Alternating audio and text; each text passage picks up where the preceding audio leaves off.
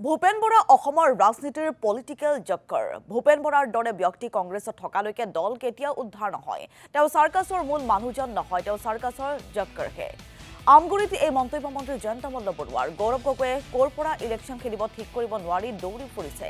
কংগ্ৰেছক মুখ্য কৰি 15টা-16টা দলে আত্মসহায়ক গোট গঠন কৰিছিল। তেওঁলোক এতিয়া চেডেলি ফেডেলি হ'ল। ভূপেন বৰা হ'ল অসমৰ ৰাজনীতিৰ আটাইতকৈ ডাঙৰ পলিটিকেল জকাৰ। ৰাজনৈতিক জকৰ বুলি যে কয় সেইজন, গতিকে তেওঁ এজন জকৰে ভাল ৰস দি থাকে। চাৰ্কাছত যেনেকৈ জকৰজন ওলালে সকলোৱে হাত চাপৰি মাৰে, ভাল লাগে, ফূৰ্তি লাগে। কিন্তু জকৰজনটো চাৰ্কাছৰ মেইন মানুহ নহয়, চাৰ্কাছৰ মেইন মানুহজন বেলেগ। এতিয়া চাৰ্কাছৰ মেইন মানুহ তেওঁ কেতিয়া হ'ব নোৱাৰে, তেওঁ হ'ল পলিটিকেল জকাৰ। পলিটিকেল জকাৰ হিচাপে যোগ কৰি থাকিব, আপোনালোকে আনন্দ লৈ থাকিব, আমিও আনন্দ লৈ থাকিম। ইমানেই, যেতিয়ালৈকে এনেকুৱা জকৰৰ নেতৃত্বত ৰাজনীতিক দল চলিব তেতিয়ালৈকে তেনেকৈ চলিব। যিদিনাখন নেতৃত্ব ল'ব পৰা মানুহ ওলাব তেতিয়া বেলেগ কথা। আজিৰ তাৰিখত এজন জকৰে চাৰ্কাছখন চলায়।